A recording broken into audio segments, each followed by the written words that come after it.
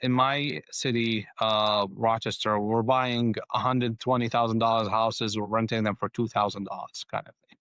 So I'm getting suburbs rent in the city while not having the tenants pay for it, it's a great formula, especially when when you get high rent, low taxes, and the risk of non-payment is almost zero. Welcome to the Real Estate Pros Show, where we interview real estate investing professionals from coast to coast, as well as the service providers that serve the real estate investing industry.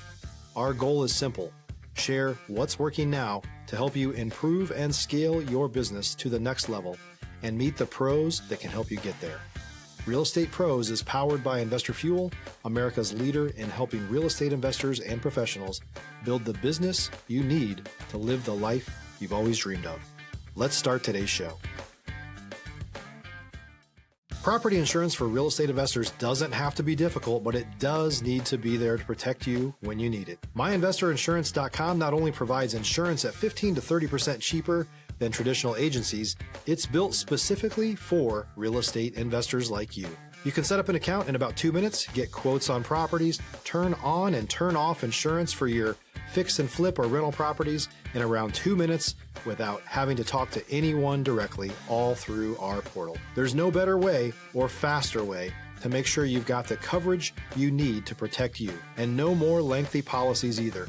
Once you're set up, you're billed monthly and prorated by the day for however long your policy is active. It's powered by MSI, the third largest independent MGA, with 1.5 million customers and more than $1 billion in cumulative premiums written.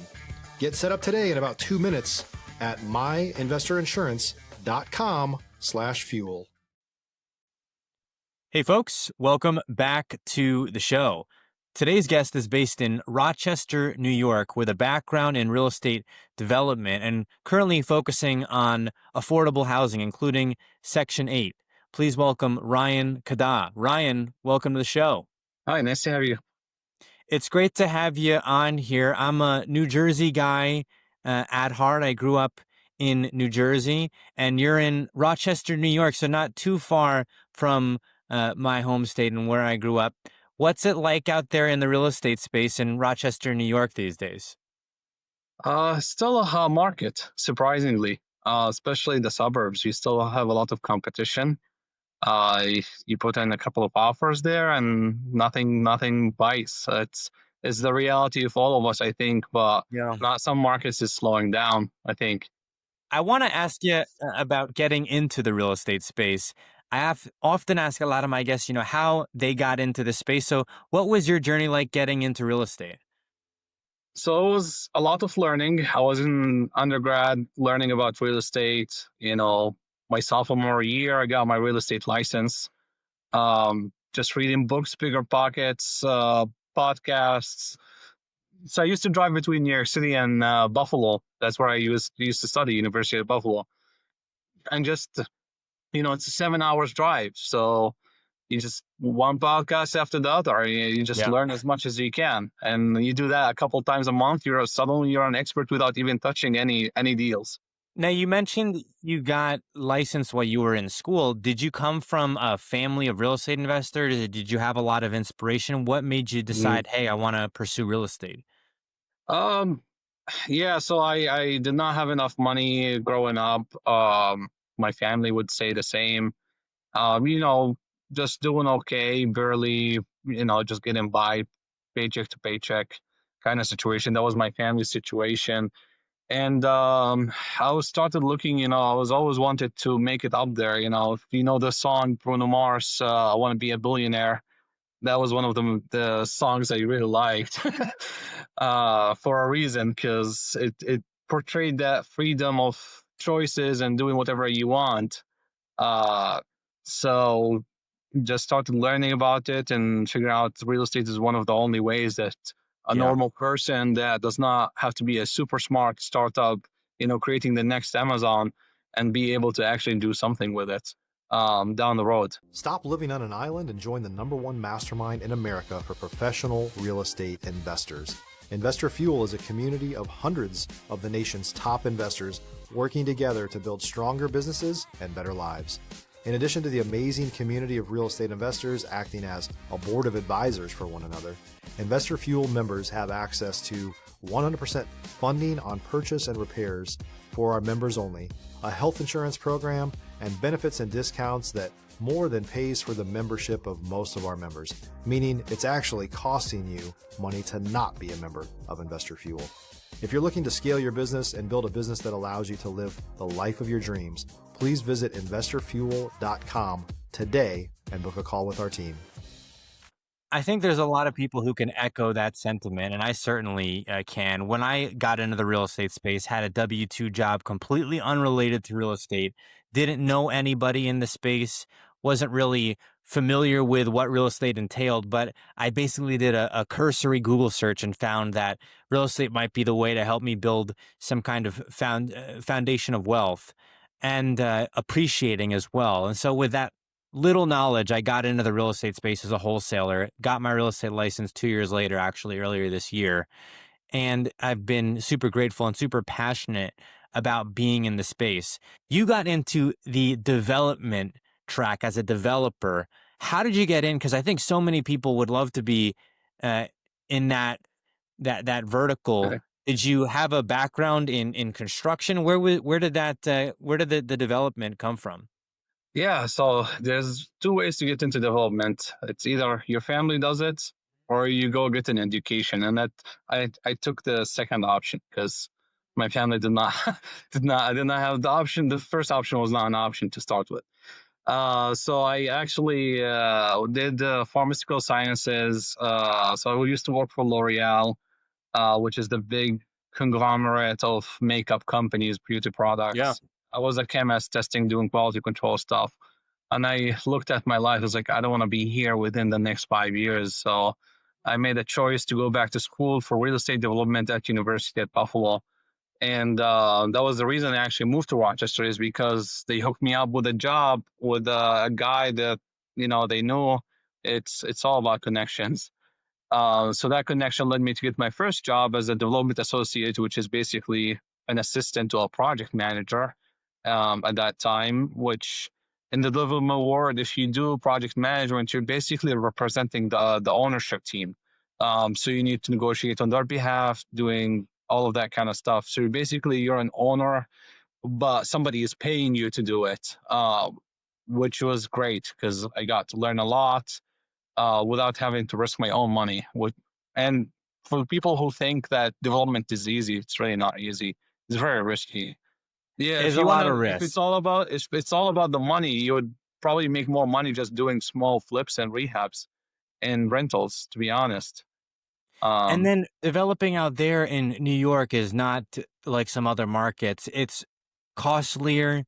There's also probably in many ways a difficult process due to permitting and so many other issues. Did you ever think, this is a very competitive market that I'm jumping into, or because you went to school out there, it kind of seemed like a natural progression? Well, it was not my money I was risking at that time.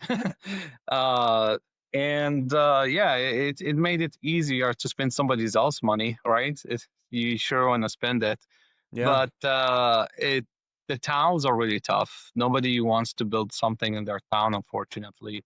People think you're gonna have these complexes that's gonna have drug issues, all of that stuff, and town usually neighbors they come out against it. And so that's one of the uncertainty of that is really great.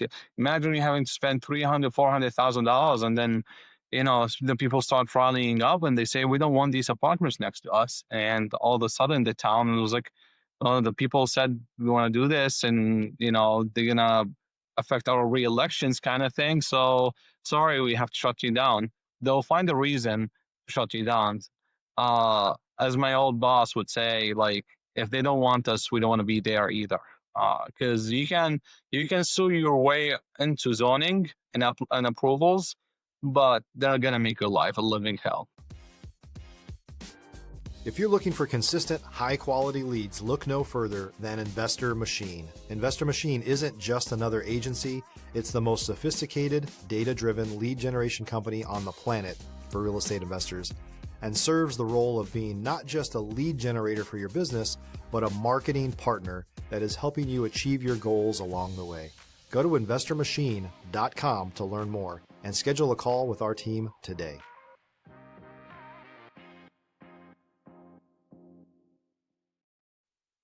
Meaning once you start the project, it could still have They so can many still different give hurdles you, along the yeah, way. so many issues, just inspections. They could find the smallest things that they could shut off a project for a while. And when you're looking at the interest expense and all of that, sometimes, that $50 million project, we're spending, a couple $100,000 a month in interest. Yeah, I mean, those payments can definitely rack up. That's a huge, the holding costs, right, are tremendous, even on a single family fix and flip. So when you're talking about a commercial development, commercial Hmm. residential, it can be tremendous. I want to pivot a bit here, Ryan, and ask you about going full time with your own endeavor in earlier this year and looking at the affordable housing space. I'm a big fan of this space. I don't really uh, know much about it. And so forgive my ignorance here, but I'm glad to be talking with you because you've now really made this your niche. How did you pick affordable housing versus some of the other verticals? It's just the doing good part of it. I always wanted to do good while at the same time making money, and I think that's how my I don't know. There's a Japanese concept of do what you love, and I'm sure you heard of it before. But what gives you meaning and what you love and what makes you money and what you enjoy to do, and that's kind of where it all combined and made sense. I think the affordable housing space is so needed. I've actually looked at it from a totally different angle. So you're looking at Section 8.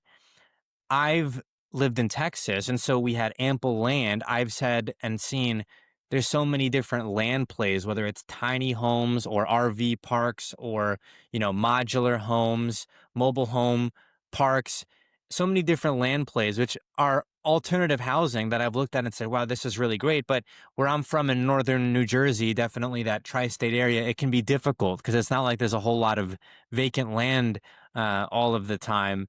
When it Mhm. comes to Section 8, for myself and other folks who may not be familiar with how this works as a investor, give us the 101, give us a breakdown of how Section 8 works. Yeah, so it works on a different levels from based on the regions, but usually the rules are almost the same. So I started focusing on Section 8 because the do good also the part of it that it has demand.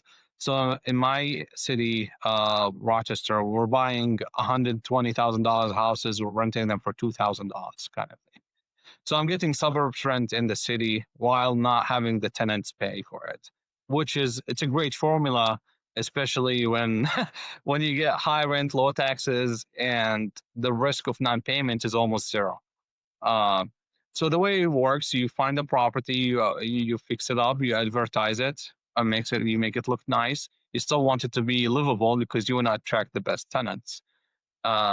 So you put it on a website. It's called Affordable Housing affordablehousing.com, which is a website that the local agency here uses to advertise their Section 8 units. It could be different in each town or city or municipality, uh, but in general, Section 8 is government funds from on the federal level that's being allocated to an administrator, basically an agency. Here in Rochester is called Rochester Housing Authority. So in Buffalo, there is a not-for-profit called Belmont Housing, which administers the Section 8. Uh, so each city, each town has their own way of doing it. So the funds get allocated from the federal level based on the population size and the vouchers. And then when you put the property for rent, you have to check with the housing agency, see how much they're willing to pay based on the bedroom size and the people's voucher. So each person they get their own voucher, and you have to match the house size with the voucher size in order to be able to get the correct amount of rent. So you can't, like, for example, have a 3-bedroom voucher live in a 5-bedroom house, because no matter how much you want to increase the rent, they're not going to give you more than that 3-bedroom voucher limit. Right.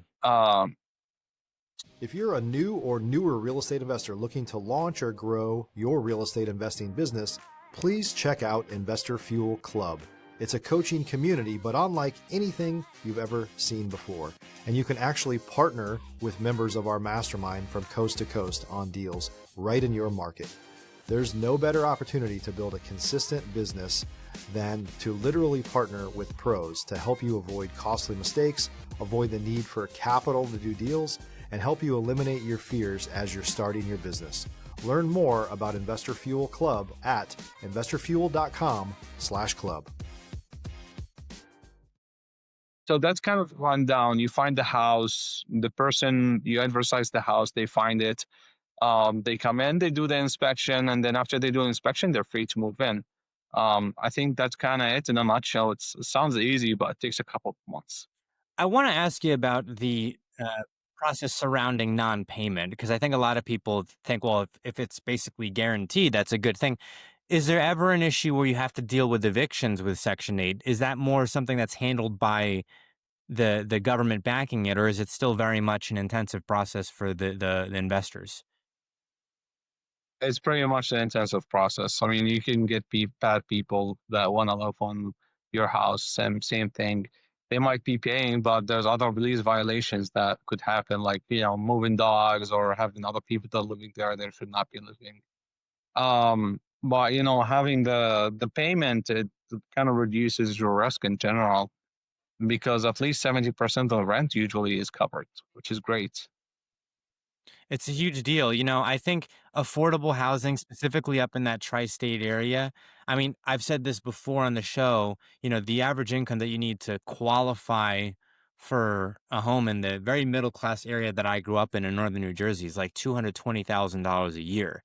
So most people are not making that Mhm. money even, 7 years, 10 years out of graduating school. And so it can be challenging, right? So what do? You look at some of these alternative housing setups. And, I want to pivot here and ask you about where you think maybe your investment strategy may evolve to. Do you like the Section 8 space? Are you going to continue to uh, acquire more Section 8 properties? Or are you looking at maybe some other asset classes as well? Yeah, so doing the development, as I said, it's doing it as a day job is nice. You're spending somebody else's money, but I would like to come back and do the development at some point again. And actually, we're looking at a 15-unit building possibly. We're taking an old train station and we're converting it into housing, Wow.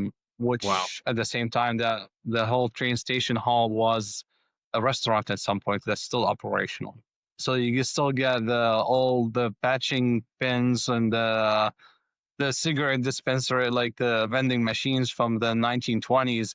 And I was walking up there, looking up the records, and you see it's there was a rail line between Pittsburgh, Buffalo, Rochester, and you still see the records of the people when they were moving back and forth with these passenger rail lines. It's kind of cool to really look at all that stuff and see how it's preserved. I think the elements of real estate, which are, I would say, enticing and also particularly novel to me and so many other people, are the ability to really transform a space, to preserve history as well. I mean, you talk about a train station, and then also, the ability to solve a need. And when you talk about affordable housing, that's exactly the niche that we're talking about here. We are actually coming up on time here, though, Ryan. Where can folks go if maybe they have a deal in the Rochester area they'd like you to take a look at, or if they'd just like to get in contact with you? Yeah, so I can give you my phone number if anybody wants it. It's 585-397-9372. And yeah, I'm not just a builder and affordable housing guy. I do have a cabinet shop. I do have my construction crew. So it's like a vertically integrated situation where um, I actually do work with investors out of state that want to do Section 8 housing. I'm a licensed real estate person. I can do these placements too for the tenants. So people come to me as a one-stop shop. All they have to do is buy the house, and I'll take care of the rest. Ryan, thank you so much for coming on the show here today. Thank you. Thanks for joining us for today's Real Estate Pros Show. You can learn more about the amazing benefits of the Investor Fuel Mastermind community, including surrounding yourself with hundreds of other rock stars, 100% financing for your deals, and members-only discounts from vendors you're likely already using that, as a member of Investor Fuel, will save you more than the cost of your membership. Visit investorfuel.com to learn more. If you're interested in joining us as a guest of this show, please visit investorfuel.com/pros to apply. You can also check the show notes for access to free resources, how to get access to world-class lead generation, and much more. Don't forget to subscribe so you never miss another episode. Have a great day. We'll see you on the next show.